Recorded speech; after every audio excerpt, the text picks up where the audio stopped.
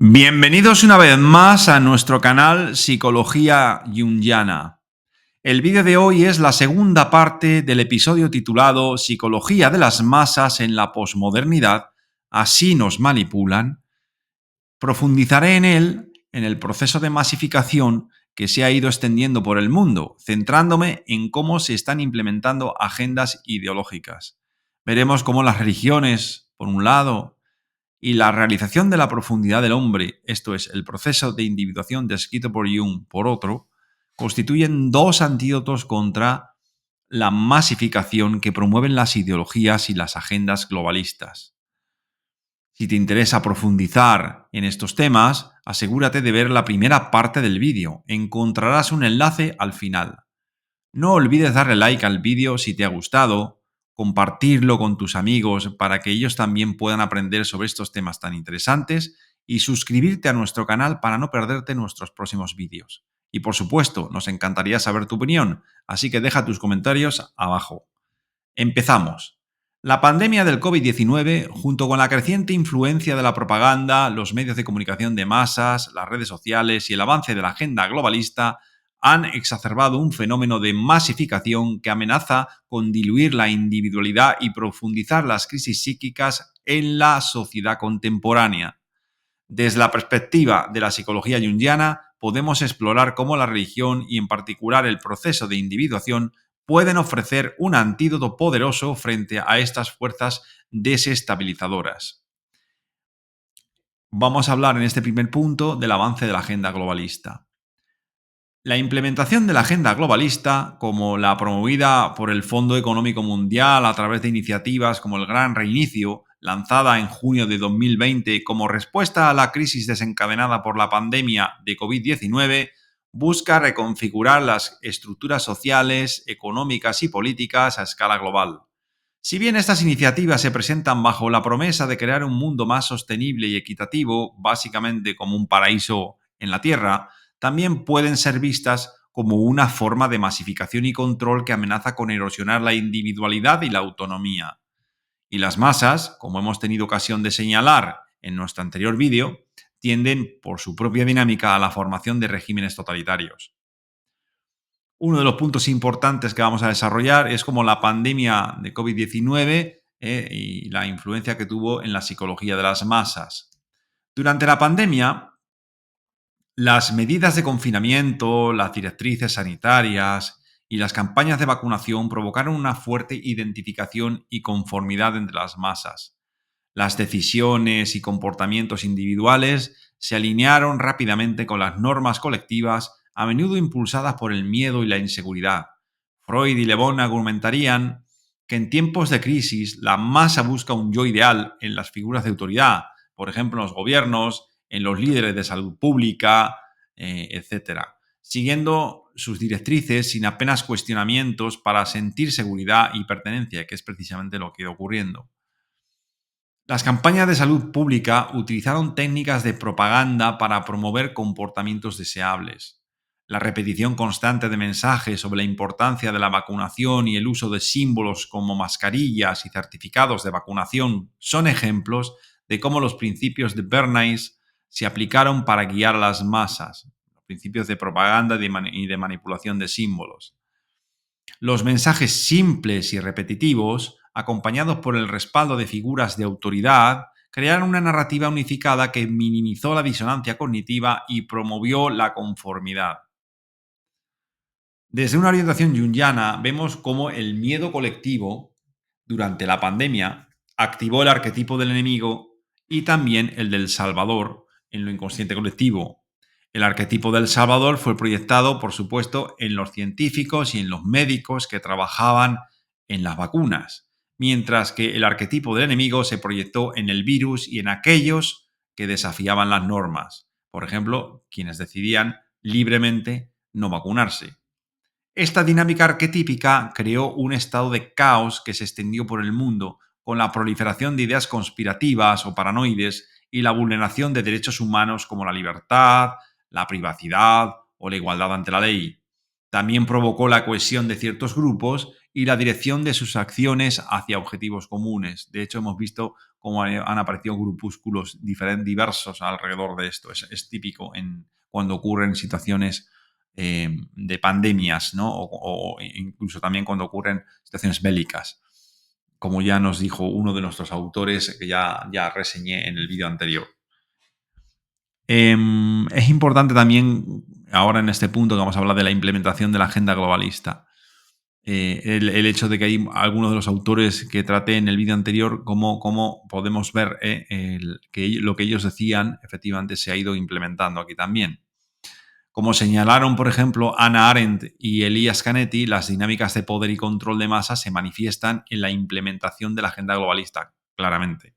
Arendt nos ayuda a comprender, por ejemplo, el riesgo de la desintegración de las estructuras sociales tradicionales, que es lo que en realidad se está buscando, y cómo los movimientos globalistas utilizan la propaganda y el control burocrático para consolidar su poder.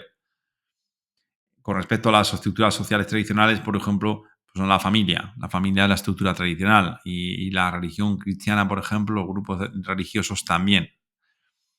Canetti, por su parte, exploró cómo el deseo de pertenencia a un movimiento global puede llevar a comportamientos extremos y a la sumisión a la autoridad. También lo estamos viendo y lo hemos ido viendo también durante la COVID-19. La agenda globalista utiliza principios de ingeniería social y de psicología cognitivo-conductual para influir en la opinión pública y dirigir comportamientos a gran escala. Esto es fundamental, que lo sepan ustedes. Las campañas de concienciación sobre el cambio climático, la sostenibilidad y la igualdad de género, por ejemplo, utilizan símbolos, narrativas emocionales y figuras de autoridad para movilizar a las masas y fomentar la conformidad con los objetivos globalistas.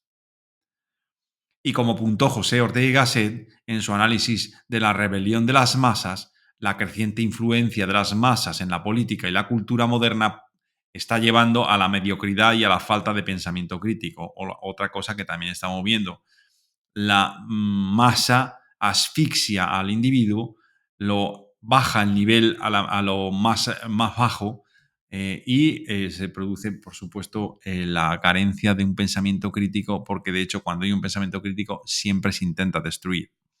En el contexto de la agenda globalista, las masas, guiadas por una propaganda efectiva y una autoridad centralizada, tienden a aceptar sin cuestionarlas medidas que pueden erosionar la autonomía individual y la libertad, como hemos tenido ocasión de ver.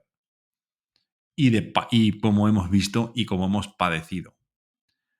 La situación mundial actual, tanto durante la pandemia de la COVID-19 como en la implementación de la agenda globalista, podemos concluir que revela la relevancia continua de los conceptos desarrollados por Le Bon, Freud, Arendt, Jung, Canetti y Ortega y Gasset sobre la psicología de masas y el comportamiento colectivo.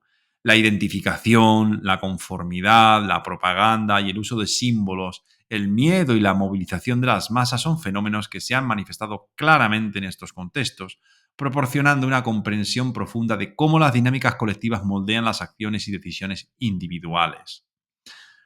En el apartado de ahora, en el siguiente, voy a hablar de la religión como una compensación a la masificación. Jung reconoció en la religión una función esencial en la psique humana, la de proporcionar un sentido de propósito, significado y conexión con lo trascendente.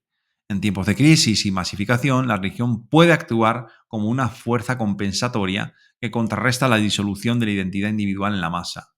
La religión, con sus rituales, sus símbolos y mitos, ofrece un espacio donde los individuos pueden encontrar refugio y una estructura que da sentido a sus experiencias y a sus sufrimientos. Resulta importante precisar a qué se refiere Jung cuando habla de religión, porque la diferencia con toda claridad de las confesiones religiosas como agrupaciones sociales. La palabra religión tiene una etimología interesante y debatida. Se deriva del latín religio, cuyo origen exacto no está completamente claro. Existen dos teorías principales sobre su etimología.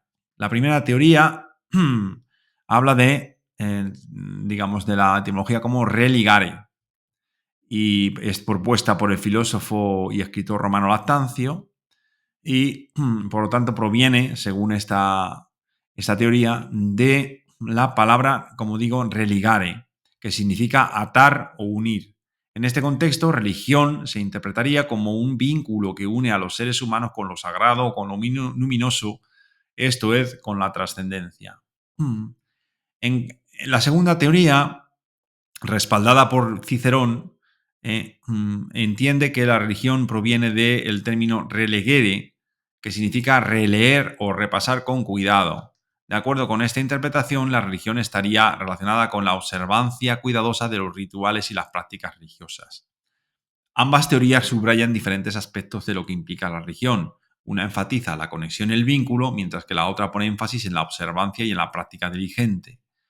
La palabra religio en latín también podía referirse a la reverencia, a la conciencia de la santidad y al temor a Dios, lo que refleja la amplitud y la profundidad del concepto.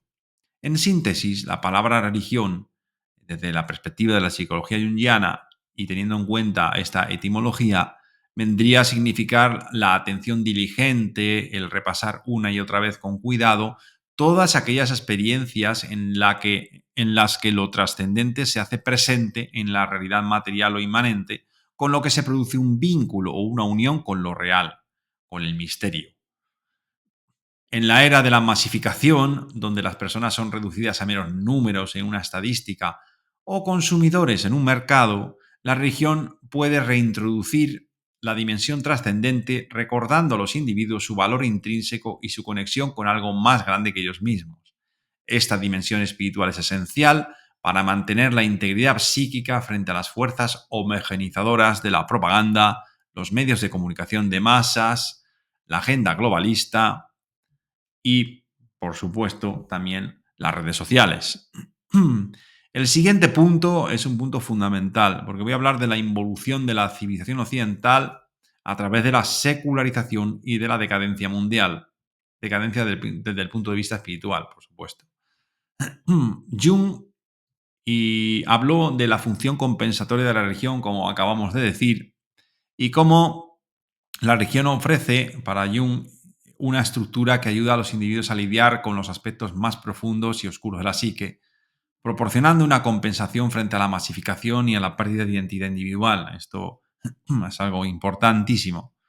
Sin embargo, en la era moderna y posmoderna, marcada por la secularización y la decadencia de la influencia religiosa, esta función compensatoria ha sido asumida por diversas ideologías que intentan llenar el vacío dejado por la religión, dado que la naturaleza odia el vacío, como ya nos dijo Aristóteles.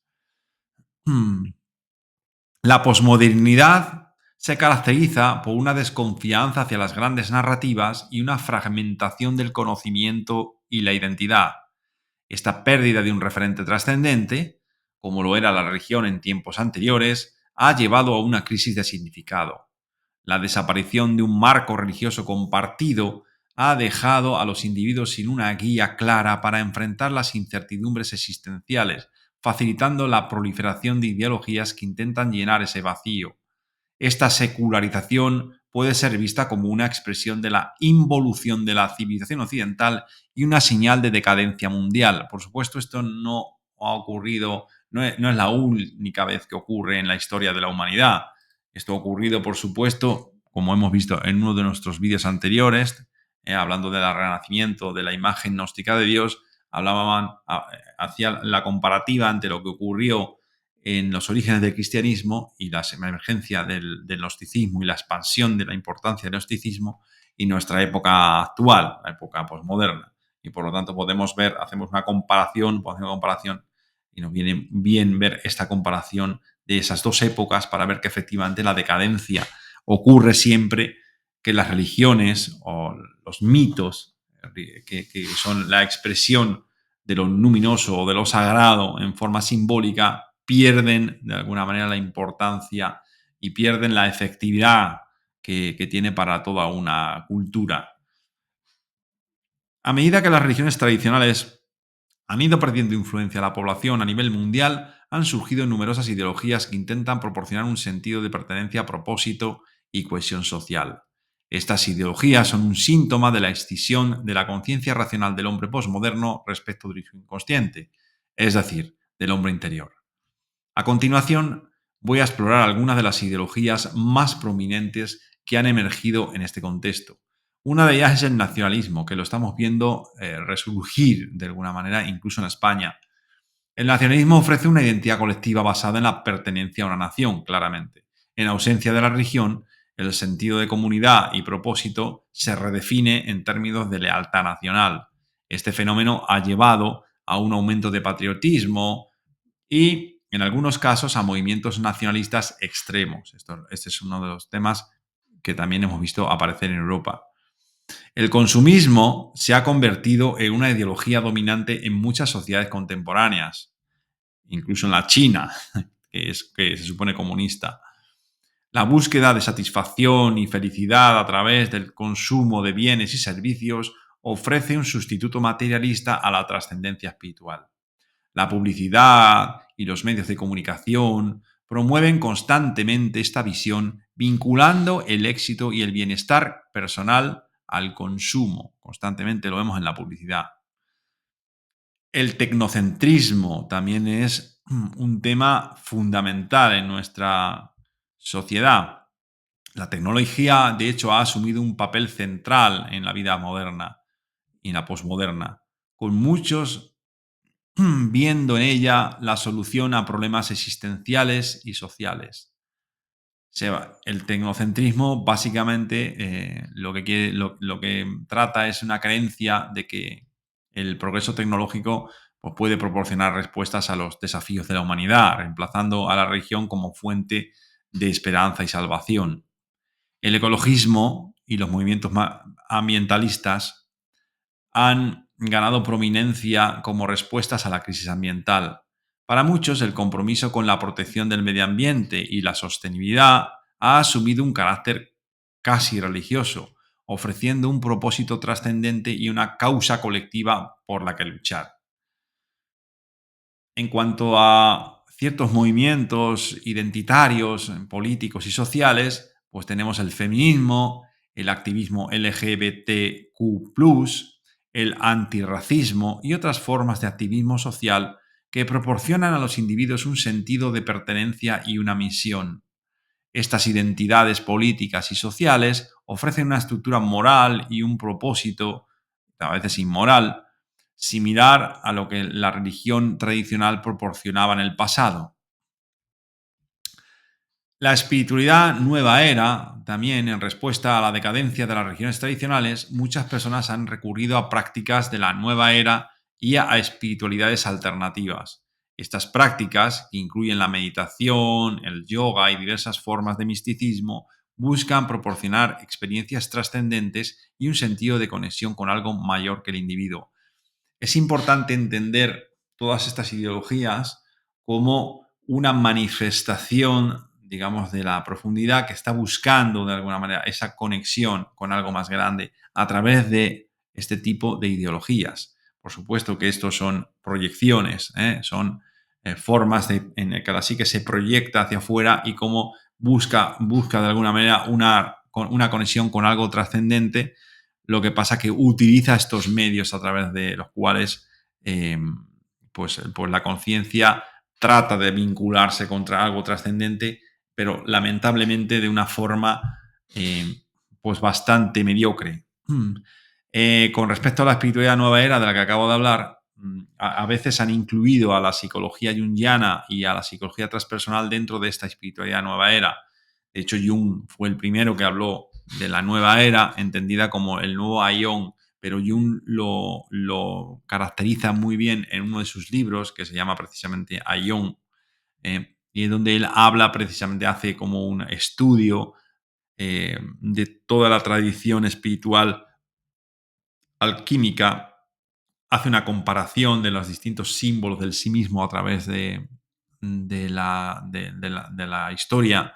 Y entonces él es el primero que hace una comparación entre la época en la que surge el cristianismo y nuestra propia era, ¿no? Entonces hace también un estudio astrológico importante en el que vincula de alguna manera la era, digamos, la constelación de Acuario y la constelación de Piscis, como de alguna manera los símbolos que se relacionaban con la constelación de Piscis iban emergiendo de alguna manera en el cristianismo y cómo el pez o los peces, que son precisamente uno de los símbolos clave de Piscis, está claramente presente, digamos, en el cristianismo y en la simbología de la religión cristiana en los orígenes, ¿no? De hecho, hace todo un estudio. Y después también hace una comparación entre eso y nuestra época actual, ¿no? Entonces relaciona precisamente esto con el paso del punto vernal de la era de Piscis a la era de Acuario. Fue el primero que hace un estudio profundo de esto. Por supuesto, de ahí es de donde luego toda una tendencia que, por supuesto, no comprende la profundidad de Jung en este libro, pero de alguna manera se engancha a esta idea de la nueva era, ¿no?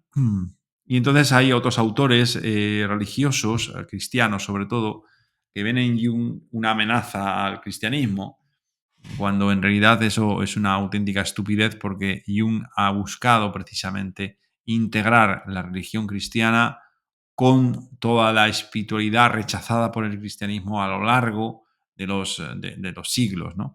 Toda esa tradición alquímica, toda esta tradición mística cristiana, toda esa tradición gnóstica que fue rechazada y ahogada precisamente por una de las vertientes del cristianismo, que es al final la ortodoxa, ¿no?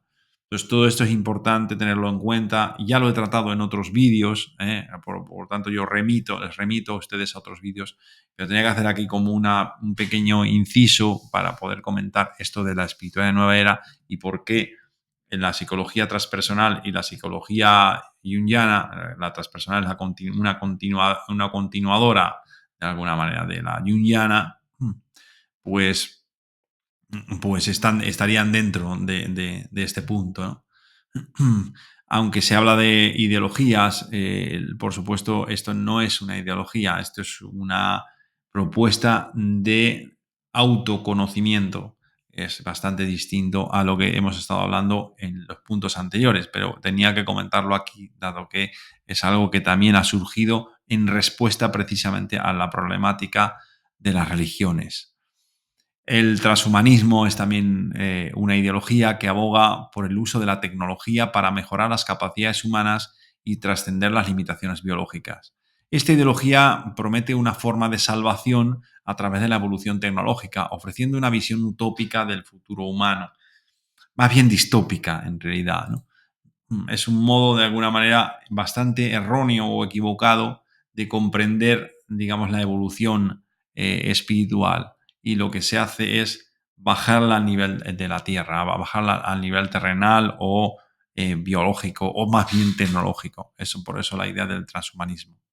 Como conclusión, podemos decir que en el contexto de la posmodernidad, la pérdida de un referente trascendente como la religión ha llevado a la aparición de numerosas ideologías que intentan llenar el vacío de significado y pertenencia que se ha extendido por todo el mundo.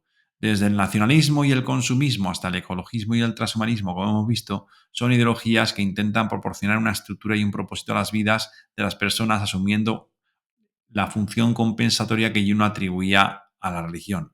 Sin embargo, estas ideologías reflejan una escisión de la conciencia racional del hombre posmoderno respecto de su inconsciente, indicando una desconexión con el hombre interior y una involución de la civilización occidental. De ahí la importancia de reintegrar la dimensión espiritual y trascendental en la vida humana para enfrentar las incertidumbres existenciales y las crisis de identidad en un mundo cada vez más secularizado. En el siguiente apartado y último de este vídeo voy a hablar del proceso de individuación, que es fundamental. Tal como lo describe Jung, es el camino hacia la realización plena de la profundidad del hombre, un viaje hacia la integración de los opuestos que conforman la psique humana. Este proceso es fundamental para desarrollar una identidad sólida y auténtica capaz de resistir las presiones externas de la conformidad y la manipulación. ¿En qué consiste el proceso de individuación o qué puntos podemos ver dentro del proceso de individuación? Bueno, pues uno de ellos es el autoconocimiento y la autenticidad. La individuación comienza con el autoconocimiento, el valiente enfrentamiento de la sombra y el reconocimiento de las facetas ocultas del sí mismo. Esto supone abandonar la conciencia colectiva, esto es, la psicología de las masas. En un mundo saturado de imágenes y mensajes manipuladores, el viaje hacia el autoconocimiento permite a los individuos discernir entre sus verdaderos deseos y necesidades y las imposiciones externas. Este discernimiento es crucial para mantener la autenticidad y evitar la alienación. Más que evitarlo, es un modo de que la persona recupere el contacto con su alma, que en la época posmoderna, por supuesto, el alma está de alguna manera perdida, la conexión con el alma está perdida, y por lo tanto su conexión con el alma significa el renacimiento al mismo tiempo de la imagen de Dios, es decir, la experiencia con lo trascendente, ¿no?, en el alma del hombre. De eso en realidad, eso es lo que el objetivo de alguna manera de la individuación. Otro de ellos es también la integración de los opuestos, por supuesto. Implica la integración de opuestos, la individuación, claramente, reconciliando las tensiones entre el yo consciente y los distintos contenidos de lo inconsciente. Este equilibrio interno es vital para resistir la fragmentación psíquica inducida por la propaganda y la sobrecarga de información. La integración de opuestos también fomenta una comprensión más profunda y tolerante de la diversidad interna y también de la externa, promoviendo una resiliencia psíquica frente a las polaridades sociales y observando en ellas una expresión de la psique objetiva. Otro de los puntos centrales en el proceso de individuación es la relación que la conciencia mantiene con el sí mismo, con el arquetipo, digamos, central de la psique. La individuación lleva a la relación, por supuesto, como digo, con el sí mismo, este arquetipo central. Esta conexión proporciona una guía y una fortaleza interior independiente de las influencias externas. En un mundo donde las redes sociales y los medios de comunicación pueden fragmentar la atención y la identidad, la relación con el sí mismo actúa como un ancla, ofreciendo un sentido profundo de dirección y de propósito. De hecho, las pandemias psíquicas, exacerbadas por la propaganda y los medios de comunicación de masas, se manifiestan en forma de ansiedad colectiva, de pérdida de sentido, de miedo a los cambiantes e inciertos acontecimientos mundiales y de desorientación existencial. Estas condiciones son síntomas de una desconexión profunda con el sí mismo, de una pérdida del alma y del sentido trascendente de comunidad. La individuación, al fomentar el autoconocimiento, la integración de opuestos, la recuperación de la relación de la consciencia con la profundidad de la psique y la realización del sí mismo en la vida del individuo, ofrece un camino hacia la curación y la integridad psíquica. De hecho, el proceso de individuación tiene varias consecuencias en la vida del individuando, de la persona que realiza el proceso. La primera de ellas es una ampliación de la consciencia como consecuencia del conocimiento de multitud de contenidos de lo inconsciente.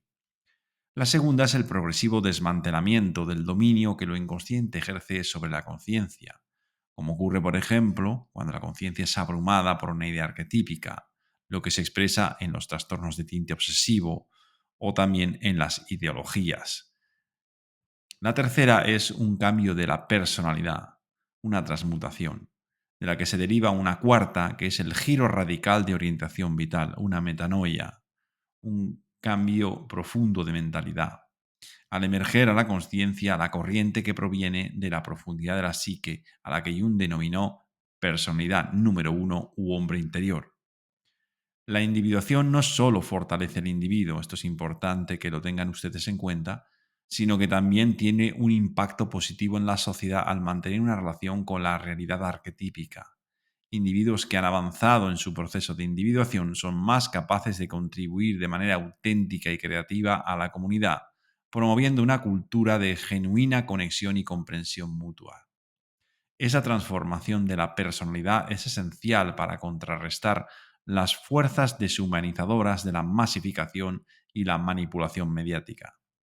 Desde la perspectiva junguiana, la religión y el proceso de individuación ofrecen respuestas profundas y significativas a los desafíos de la masificación y las pandemias psíquicas inducidas por la propaganda, los medios de comunicación de masas, las redes sociales y la agenda globalista. La individuación fortalece la identidad individual y la integridad psíquica. Ambos caminos ofrecen un antídoto poderoso contra la disolución del yo en la masa, permitiendo a los individuos mantener su autenticidad y resiliencia en un mundo en constante cambio y bajo la influencia de iniciativas globales que buscan reconfigurar nuestra sociedad. En el contexto mundial actual, marcado por la pandemia del COVID-19 y la implementación de la agenda globalista, hemos visto cómo la masificación y las pandemias psíquicas inducidas por la propaganda y los medios de comunicación de masas han amenazado la identidad individual y la integridad psíquica. Inspirándonos en las teorías de la psicología de las masas de Le Bon, Freud, Trotter, Bernays, Ganetti, Arendt, Jung y Ortega y Gasset, hemos explorado cómo estos fenómenos se manifiestan y afectan a la sociedad. Desde la perspectiva de la psicología junguiana, se destaca el papel crucial de la religión y sobre todo del proceso de individuación como antídoto ante estas fuerzas desestabilizadoras. La religión proporciona un sentido de propósito, significado y conexión con lo trascendente, actuando como una fuerza compensatoria frente a la disolución de la identidad en la masa. Sin embargo, con la posmodernidad han perdido influencia para amplios sectores de la población. Por otro lado, el proceso de individuación, con su enfoque en el autoconocimiento, la integración de los opuestos y la conexión con el sí mismo, el renacimiento en realidad de la imagen de lo divino y la relación con lo trascendente, fortalece la autenticidad y la resiliencia del individuo, permitiéndole resistir las presiones externas y mantener su integridad psíquica. En resumen, en tiempos de incertidumbre y manipulación masiva, la búsqueda de una conexión espiritual y el camino hacia la individuación ofrecen poderosas herramientas para mantener nuestra humanidad y autenticidad. Estos procesos no solo fortalecen al individuo, sino que también promueven una sociedad más consciente y cohesionada, capaz de enfrentar los desafíos globales de manera más equilibrada y significativa. Si te ha resultado interesante el vídeo, no olvides darle like y compartirlo con tus amigos para que ellos también puedan descubrir estas fascinantes conexiones. Muchas gracias por su atención.